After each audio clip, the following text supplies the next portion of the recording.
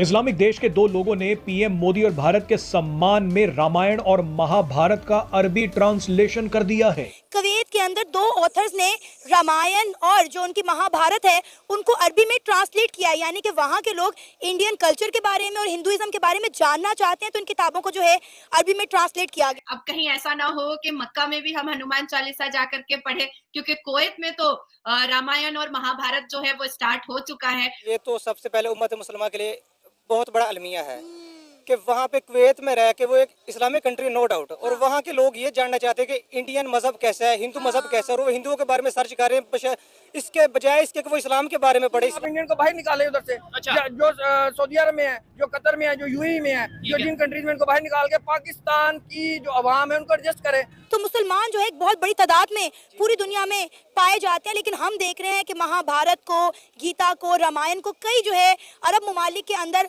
पढ़ा जा रहा है, अरेबिक में ट्रांसलेट किया जा रहा है और वहाँ के बच्चों को जो है गीता रामायण पढ़ाई जा रही है। जिस भारत के मुसलमानों को अपने आप को सबसे ज्यादा खुशकिस्मत समझना चाहिए कि आदरणीय प्रधानमंत्री मोदी जी हमारे प्रधानमंत्री हैं, वही सबसे ज्यादा दिन रात कोसता रहता है हमारे मोदी जी को। लाहौर में रहने वाला जो राम का वंशज होगा, के कसूर में रहने वाला जो राम का वंशज होगा, वो कह रहा है कि हम जय श्री राम नहीं सुन सकते।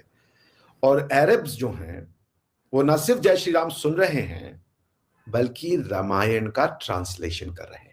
As a Pakistani, as a Muslim देखें तो ये जैसे हिंदुइज्म को प्रमोट किया जा रहा है, ये गलत है। अगर देखा जाए तो मुस्लिम जो है नंबर्स में ज्यादा है, लेकिन प्रमोट किसको दुनिया कर रही है? हिंदुइज्म को। हम मुसलमान हैं, हमें नहीं पता कि हिंदुइज्म क्या है। हमने पढ़ा जरूर है उसके बारे में, जितना सुना है हमें उतना ही पता है, लेकिन हम कभी इतना डीपली नहीं गए कि हिंदुइज्म क्या है, ना ही हमें कोई तजस्सुस हुआ है कि उसके बारे में जाने। देखिए, इस्लाम को नया रूप देने का काम जो दुनिया को एक्सेप्टेबल हो वो अरब ही कर सकते और कोई नहीं कर सकता। नमस्कार दोस्तों, सोशल नेशन में आप सभी का स्वागत है। भारत के प्रधानमंत्री नरेंद्र मोदी शनिवार को कुवैत के दौरे पर गए, जहां उनका भव्य स्वागत किया गया और इसके साथ ही वहां 43 साल में इस खाड़ी देश की यात्रा करने वाले पहले भारतीय पीएम बन गए। और जब पीएम नरेंद्र मोदी कुवैत के लोगों से मिलने के लिए गए तो वहां कुछ ऐसा हुआ जिसे देख इस्लामिक कंट्री दंग रह गई। आप सभी को पता है कि हिंदू धर्म से ज्यादा पूरी दुनिया में इस्लाम को मानने वाले लोग हैं, पर इस समय पूरी दुनिया में सबसे ज्यादा हिंदू धर्म का प्रचार हो रहा है और कुछ ऐसा ही हुआ कुवैत में। जी हाँ, रामायण और महाभारत को अरबी में अनुवाद करके कुवैत में लोग पढ़ रहे हैं और अरबी भाषा में अनुवाद करने वाले अब्दुल बैरन और उसे छापने वाले अब्दुल लतीफ हैं। और जब PM Narendra Modi Kuwait city पहुंचे तो इन दोनों से मुलाकात की और अरबी में छपे रामायण और महाभारत की बुक को देखा और उस पर जय श्री राम लिखा। अरबी में रामायण और महाभारत को देख पाक मीडिया जैसे रोने लगी। आप खुद ही देख लीजिए कि इस पर पाक मीडिया क्या कह रही है।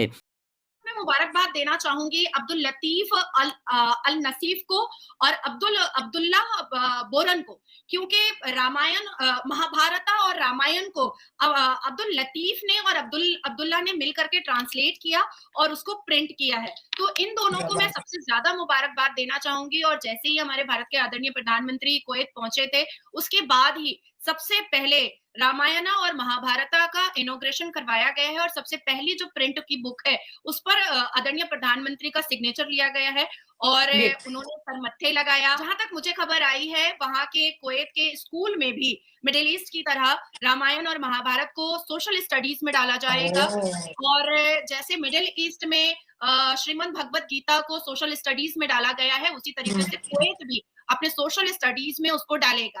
और देखिए, जब कट्टर हिंदू कुवैत पहुंचा तो वहां पर वो जुब्बा पहने हुए और साफा पहने हुए और ना जाने हजारों बार हज किए हुए लोग कैसे उनको सर पलकों पे बिठा रहे थे। तो मुझे कभी कभी आश्चर्य होता है कि पाकिस्तान हो, बांग्लादेश हो या भारत हो, यहाँ के मुसलमान आखिर चाहते क्या है?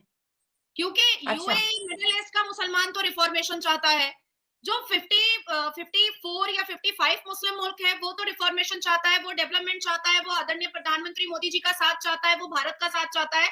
लेकिन आकर बांग्लादेश में पाकिस्तान और भारत का मुसलमान क्या चाहता है? इसलिए मुझे हंसी आ रही थी कि जिस भारत के मुसलमानों को अपने आप को सबसे ज्यादा खुशकिस्मत समझना चाहिए कि आदरणीय प्रधानमंत्री मोदी जी हमारे प्रधानमंत्री हैं, वही सबसे ज्यादा दिन रात कोसता रहता है हमारे मोदी जी को। और देखिए, कुवैत के मुसलमान जो कट्टर मुसलमान है, जो पक्के मुसलमान है, जो अल कुरान के मानने वाले मुसलमान है, जो ला इलाहा इल्लल्लाह मोहम्मद रसूलुल्लाह का मीनिंग समझते हैं, तो अब मैं क्यों ना बोलूं जिन्ना ने जो आतंक स्टार्ट किया था, उस आतंक की चिंगारी आज तक हमारे भारत के मुसलमान जो है वो सुलगा रहे हैं, बांग्लादेश के मुसलमान सुलगा रहे हैं, पाकिस्तान के मुसलमान सुलगा रहे हैं। ये सब जिन्ना के मुसलमान पाले हुए हैं, क्योंकि जो कुवैत है, जो साफा पहनते हैं, वो तो कई बार हज करते हैं तब उनको साफा मिलता है। जो हाफिज कुरान होते हैं तब उनको साफा मिलता है। एवे ही तो साफा नहीं मिल जाता किसी को, ऐसे ही एवे ही तो जुब्बा नहीं मिल जाता किसी को। तो जो हजारों बार हज किए हुए लोग हैं, वो आज मोदी जी के लिए सर झुका करके अपनी पलके बिछा करके कुवैत में खड़े हुए थे और मोदी मोदी के नारे लगाए जा रहे थे, भारत माता की जय के नारे लगाए जा रहे थे, हमारा तिरंगा झंडा सर्वप्रथम रखा गया था। तो मुझे एहसास कमतरी होती है, मुझे बुरा लगता है, मुझे बहुत दुख तकलीफ पहुंचती है कि जिस भारत के मुसलमानों को सबसे ज्यादा खुश होना चाहिए था, वो भारत का मुसलमान हर रोज आदरणीय प्रधानमंत्री मोदी जी को कोसता रहे। नाजिया इलाही खान मुस्लिम है, शैला खान मुस्लिम है, आप मुस्लिम कंट्री से बैठी हुई हैं और मैं एक कट्टर हिंदू कंट्री से बैठी हुई हूँ, ठीक है। लेकिन क्या कुरान की तालीम मुझे नहीं है? क्या आयतें मुझे नहीं याद है? क्या हमारे पारे में कहाँ पर अरबा आता है, कहाँ पे निस्फ आता है, कहाँ पे सलासा आता है, वो मुझे नहीं पता है? क्या नमाज, 5 वक्त नमाज में कितने रुकू होते हैं, कितनी आयत होती है, कितने खुल पढ़े जाते हैं, कब सलाम फेरा जाता है, कब अत्तहियात लिया जाता है, कब शहादत की उंगली उठाई जाती है, क्या मुझे नहीं पता है?